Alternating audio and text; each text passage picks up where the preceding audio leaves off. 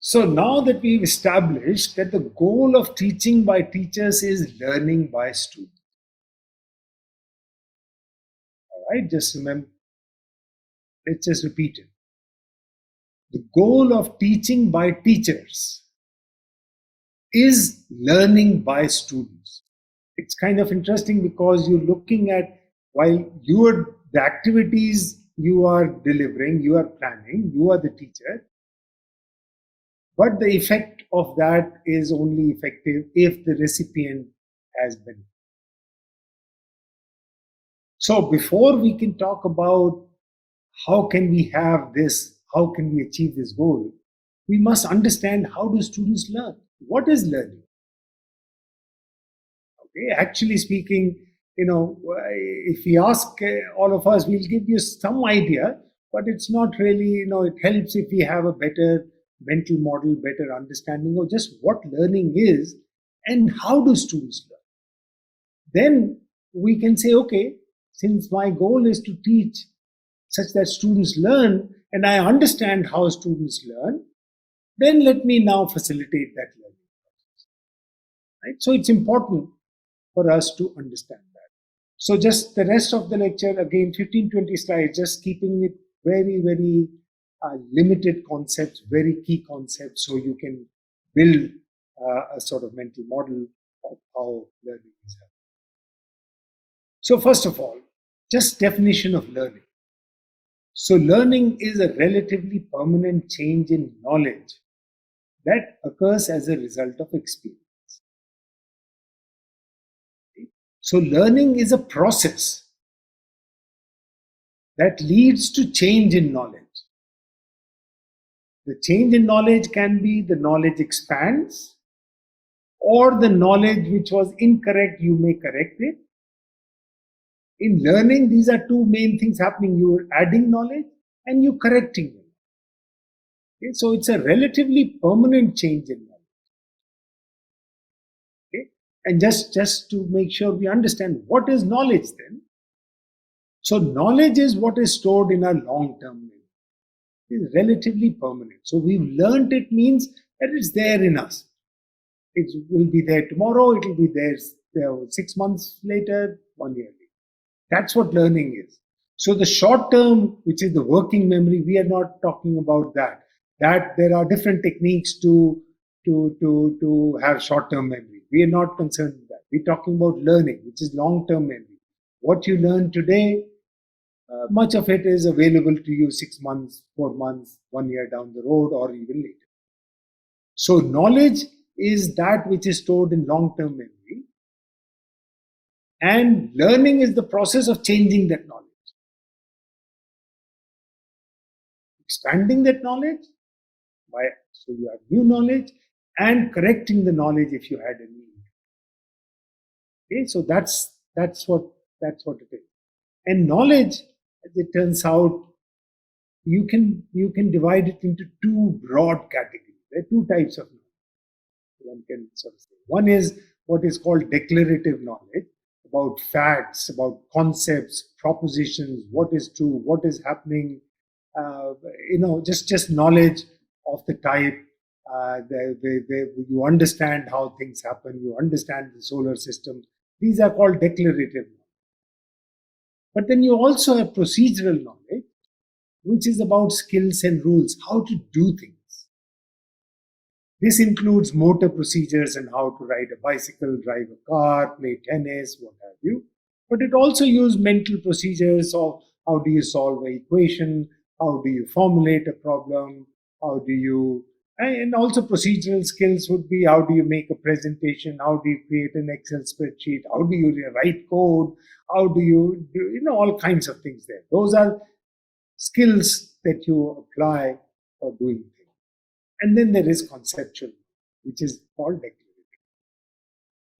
Okay, it's important to understand that we can, it's good that we are able to really speaking, at a very high level, break down knowledge into two broad categories: declarative knowledge and knowledge which is around skills, ability to do something. Knowledge, declarative knowledge is ability to understand what you understand. Okay, so there's two types of. Now, the learning, there are many, many theories of learning. But I think the dominant theory, which is now accepted widely, is the constructivist view of learning. Right? So there's lots of theories on how people learn and how children learn, how adults learn, etc.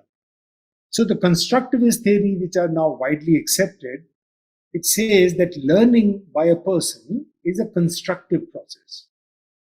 The learner builds an internal and personal representation of knowledge based on experience. Just what I said. Learning is happening because it's changing your knowledge. So it's the learner who's changing the knowledge in his or her brain. So the learner is building an internal representation of knowledge based on experience.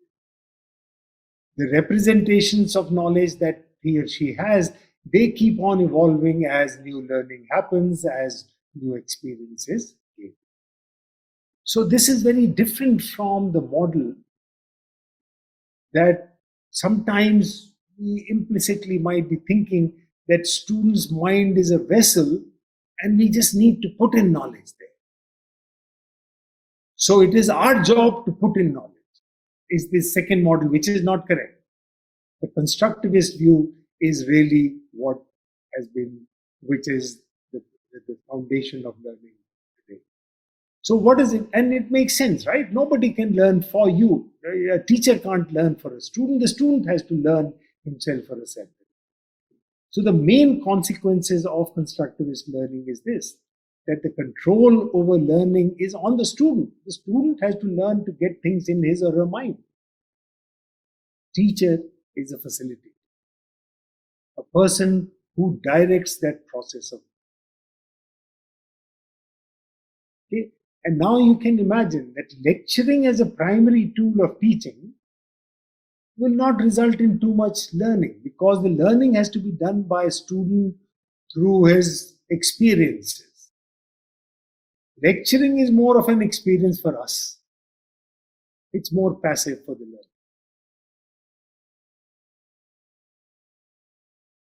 So there is this quote which I really like by a Nobel laureate, says learning results from what the student does and thinks, and only from what the student does.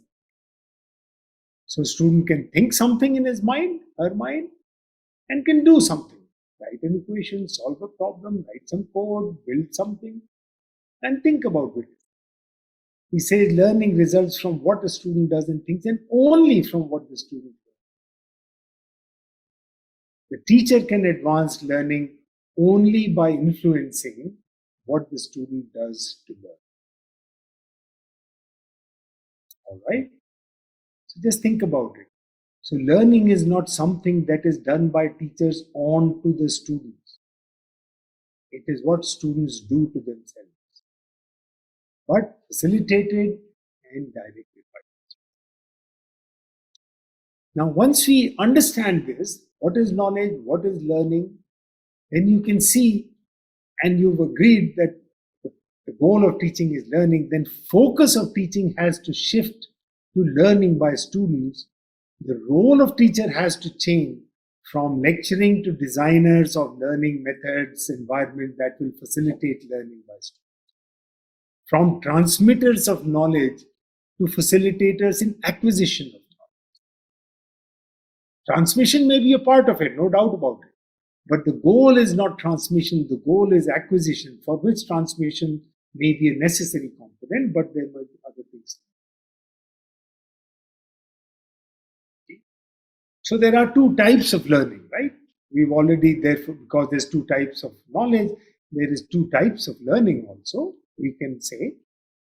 So, and that is true in most courses also. In most courses, you want students to develop some understanding of some concept. That's what is declarative knowledge. Some concept, some phenomenon, some system, some connections. This is how things work. Something we want student to understand. So that's declarative knowledge. And we also want students to learn some skills to do something. Design a circuit, test something, analyze something, compare, write a report, solve a problem, various things we want students to learn. These are procedural. So even for our teaching of courses, it boils down to these two things these two categories of things we want students to learn. Okay? And so let's just have a little understanding on these two types of learning. Okay? How do students learn the declarative knowledge, and how do students learn the procedural? Okay? So once we understand those things, then we have a reasonably complete picture of what is knowledge, what's the role of student in acquiring knowledge, what's the role of teacher in acquiring knowledge by students, and how is it that students acquire these two